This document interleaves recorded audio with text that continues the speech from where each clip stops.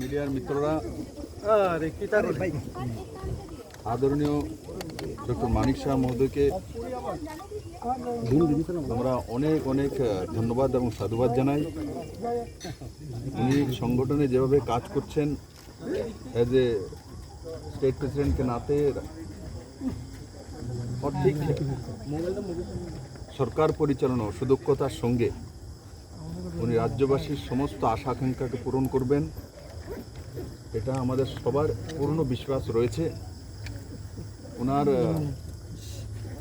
বিগত দিনের কাজকর্মগুলো তা প্রমাণিত করে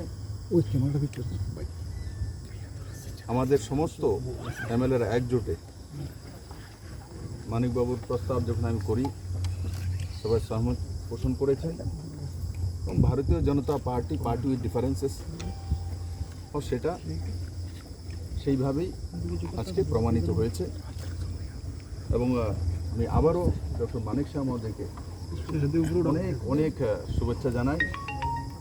যেই কাজগুলো আমি শুরু করেছি সেগুলোকে কম সময়ের মধ্যে কীভাবে জনতার কাছে পৌঁছে দেওয়া, প্রধানমন্ত্রীর নেতৃত্বে যে স্কিমগুলো রয়েছে, রাজ্য সরকার স্কিমগুলো রয়েছে, এটাই ওনার মূল দায়িত্ব হবে আর উনি এদের সাথে কাজ করতে সক্ষম হবে। স্যার, যদি প্রত্যেকে সহমত পোষণ করে থাকে তবে এই সিদ্ধান্ত গৃহীত হবার পরে কেন বাদ বিতরণের সমস্ত পরিস্থিতি সৃষ্টি হয়েছিল? দেখুন, এই বিষয়ে কোনো সিদ্ধান্ত যখন নেওয়া হয় পার্টি সর্বোপরি। এক দুজনের ব্যক্তিগত মত থাকতে ব্যক্তিগত মতের সেখানে জায়গা নেই, জায়গা পার্টি, যেটা বললাম বিজেপি পার্টি উইথ ডিফারেন্স। তো সেই জায়গাতে পার্টি সর্বোপরি, সংগঠন সর্বোপরি। বিপ্লব দেব আছে, সংগঠন আছে বলে, তো সংগঠন সর্বোপরি। ইক্কা দুক্কা এই ধরনের নিজের বিষয় রাখতেই পারে, তো সেই বিষয়ে ভারতীয় জনতা পার্টি এবং সংগঠন তাকে কীভাবে সংযত করতে হয়, কীভাবে কাজ করতে আমরা জানি। নতুন মন্ত্রিসভা কবে শপথ নেবে? নতুন মন্ত্রিসভা কালকে শপথ নেবে, কাল 11:30 বাজে, কাল 11:30 নাগাদ এখানেই হবে এবং তার তৈরি সরকারের তরফ থেকে। মন্ত্রিসভায় কি নতুন পরিবর্তন আছে? তো কালকে দেখবেন কতজন সদস্য সিদ্ধান্তটা হলো সেটা কতটা প্রভাব ফেলবে আপনাদের? 23-এর নির্বাচনকে সামনে রেখা যখন আমি সংগঠনে কাজ করার সুযোগ পেয়েছি, তো 18তে যখন সরকার এসছে, 23-এও সরকার আসবে। কার্যকর্তাদের প্রতি কি বার্তা থাকবে? কার্যকর্তার প্রতি আমার এটাই বার্তা দেবে, পুরো উচ্চার সঙ্গে নামো। যেভাবে আমি 16 থেকে প্রদেশ সভাপতিকে নাতে কাজ করা শুরু করেছিলাম, পৃষ্ঠা প্রমুখ থেকে নিয়ে একদম প্রদেশ স্তর পর্যন্ত, এবার সমস্ত কার্যকর্তাদের সঙ্গে যাব, চষে বেড়াবো এবং মুখ্যমন্ত্রী মহোদয়কে নিয়ে এবং পুরো সংগঠন, কেন্দ্র এবং রাজ্য সংগঠন, যেভাবে অমিত ভাই শাহের নেতৃত্বে আমরা 2018-তে এই ঐতিহাসিক জিত হাসিল করেছি এবং মাননীয় প্রধানমন্ত্রীজির নেতৃত্বে এবং নাড্ডাজির নেতৃত্বে আমরা নিশ্চিত এর চাইতে অনেক বেশি সিট নিয়ে আমরা ভারতীয় জনতা পার্টির সরকার। 2023-এর নির্বাচনের আগে এই সিদ্ধান্তটা এটা কোথাও গিয়ে একটা সরকারকে বেকায়দায় পার্টিকে একটা বেকায়দায় ফেলে দিচ্ছে? বেকায়দায় কেন ফেলবে? এটি একটু নামাও না, এটি একটু নামাও না। আমার কাছে আমার বড় বিষয় হচ্ছে সংগঠন, অর্গানাইজেশন। তো সংগঠন থাকলে আমি কোনো গ্যাজেটেড অফিসার নই, ব্যুরোক্রেট নেই। সংগঠন থাকলেই সরকার থাকবে, সরকার থাকলে বিপ্লব থাকবে এমন নয়। সরকার বানানোর জন্য অর্গানাইজেশন চাই।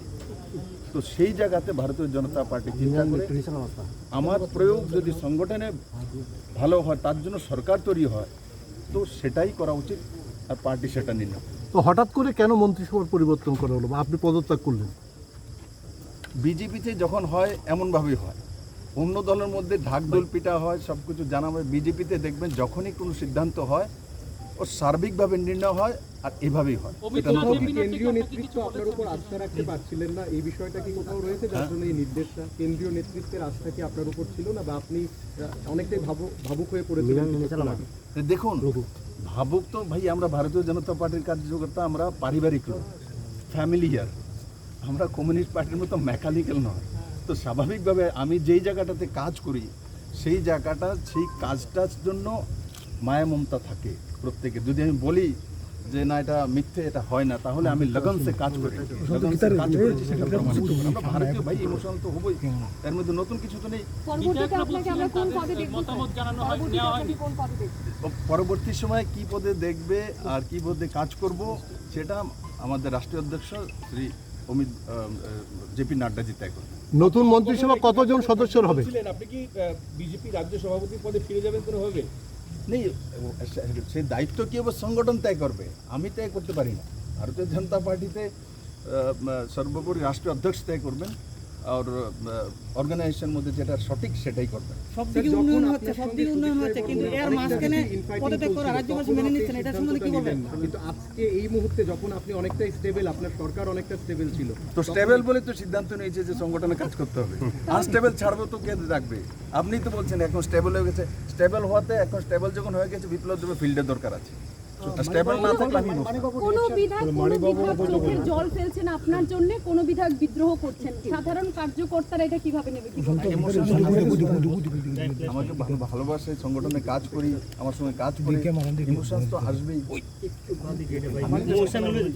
তার জন্য আমাকে কার্যকর্তা আমাকে চায় যে নেই ওই দৃষ্টিতে থাকুক, আলাদা আলাদা দৃষ্টি থাকে। স্যার, মুখ্যমন্ত্রী পরিবর্তনে কোনো 2047 মিশনের কোনো ধরনের পরিবর্তন হবে কি?